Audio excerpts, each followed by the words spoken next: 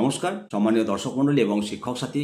Census কাজ করার জন্য সমস্ত প্রাথমিক শিক্ষকগণ আপনারা রেডি হয়ে যান। সমস্ত প্রাথমিক শিক্ষককেই এই সেন্সাসের কাজ করতে হবে, এটা নিশ্চিত। হ্যাঁ, তার জন্য একটা মোটা এনোভেশন দেবে। সব দুটো দফায় এই কাজ হবে। সেন্সাস 2027 1 এপ্রিল থেকে এই কাজ সারা ভারতবর্ষই শুরু হয়ে গেল। 1 এপ্রিল থেকে এই কাজ 30 সেপ্টেম্বর পর্যন্ত চলবে। প্রথম দফায় বাড়ির তালিকা তৈরি করতে হবে। দ্বিতীয় দফায় বাড়ি গিয়ে বাড়ির তথ্য সংগ্রহ করতে হবে। দুটো ফেজ। কেন্দ্রের যে বিজ্ঞপ্তি জারি করেছে তাতে পরিষ্কার জানানো হয়েছে জনগণনা দুটো ভাগে হবে, একটা হাউসিং এনলিস্টিং এবং আর একটা পপুলেশন এনুমারেশন। এই দুটো ফেজ।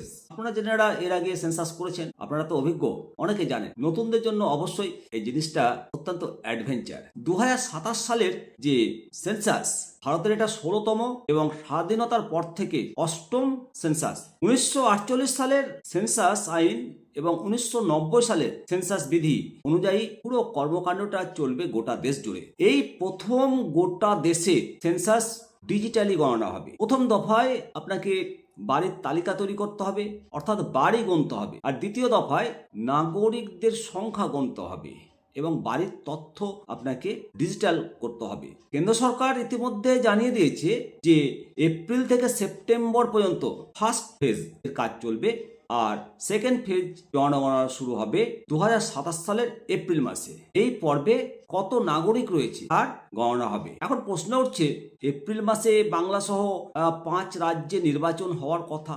সেক্ষেত্রে ভরা ভোটের মরশুমে কেন্দ্র সরকারের আন্ডারে কর্মীরা বাড়ি বাড়ি গিয়ে তথ্য সংগ্রহ করবেন। তাছাড়া ভোট প্রক্রিয়ায় এমনিতেই প্রশাসনের একটা বড় অংশ জড়িত, তার উপরে আবার জনগণনা, এতে তো চাপটা অনেকটাই বেড়ে যাচ্ছে। এবং বিজ্ঞপ্তিতে বলা হয়েছে এপ্রিল থেকে সেপ্টেম্বর পর্যন্ত যে কোনো সময় 30 দিন ধরে বাড়ি বাড়ি গিয়ে এই কাজ করতে হবে। রাজ্য কখন এই তথ্য সংগ্রহ করবে সেটা অবশ্যই স্থানীয় প্রশাসন ঠিক করবে। সেক্ষেত্রে যে সমস্ত রাজ্যগুলোতে ভোট রয়েছে, জনগণনা যে কাজ সেটা ভোটের পরেও করা যেতে পারত। অবশ্য পুরো 1 মাস যে তথ্য সংগ্রহ করবে ইনোভেশন যারা ওয়ার্কার, মোটের ওপর আমজনতাকে 15 দিন তথ্য সংগ্রহের জন্য নিজেদের ঠিকানাতে থাকতে হবে এবং প্রশাসনকে জানাতে হবে। সেক্ষেত্রে প্রত্যেকটি রাজ্যকেই প্রথমে নোটিফিকেশন বিবৃতি দেওয়া থেকে শুরু করে জনগণনার যে ফার্স্ট পেজ শেষ করার জন্য অন্তত 2 মাস তো সময় দিতেই হবে। যাই হোক, নোটিফিকেশন রাজ্য সরকার জারি করুক, তারপর পুরো ব্যাপারটা ক্লিয়ার হয়ে যাবে এবং কতটা পারিশ্রমিক আমরা পাবো, আমরা তো এর আগে সেন্সাস করেছি, সেটাও পরিষ্কার হয়ে যাবে। পরবর্তী আপডেট আবার আপনাদেরকে দেবো। আমি শিবরাম সরকার। ভালো থাকবেন। অবশ্যই কমেন্ট সেকশনে কমেন্ট করবেন। জয় হিন্দ, জয় ভারত।